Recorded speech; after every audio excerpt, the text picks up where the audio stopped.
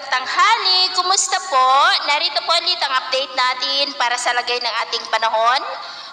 Ngayong tanghali po ng November 12, 2023 na kung saan sa ngayon po ay patuloy pa rin na easterlies ang hangin na umiihip po dito sa malaking bahagi ng ating bansa. Ang amihan ay nandyan po ngayon sa may extreme northern Luzon at lalakas po yan sa susunod pa na mga oras.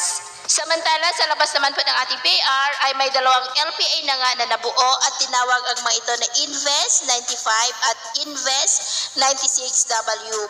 Posibleng ang dalawang LPA na ito ay maging isa ang sirkulasyon at lalakas na bagyo habang palapit po dito sa ating bansa at ito naman ay pinapakita ng forecast model natin pong ginagamit hanggang po sa susunod na 2 linggo. At sa lagay ng ating panahon ngayong tanghali ay generally fair weather naman po sa malaking bahagi ng ating bansa maliban lamang sa mga tsansa po ng maulap na kalangitan na may mga pulupulong pag-ulan sa ilang bahagi po ng Quezon, Batangas, Camarines Norte, Oriental Mindoro, northern part ng Palawan, Capiz, Eastern Samar, Sulu Archipelago at ilang bahagi po ng Zamboanga Peninsula. At sa susunod po ng mga oras ay generally fair weather pa rin sa malaking bahagi ng ating bansa maliban lamang po sa mga tsansa ng maulap na kalangitan na may mga pulupulong pag-ulan sa ilang bahagi ng Southern Luzon, ilang bahagi ng Kabisayaan, Zamboanga Peninsula, Sulu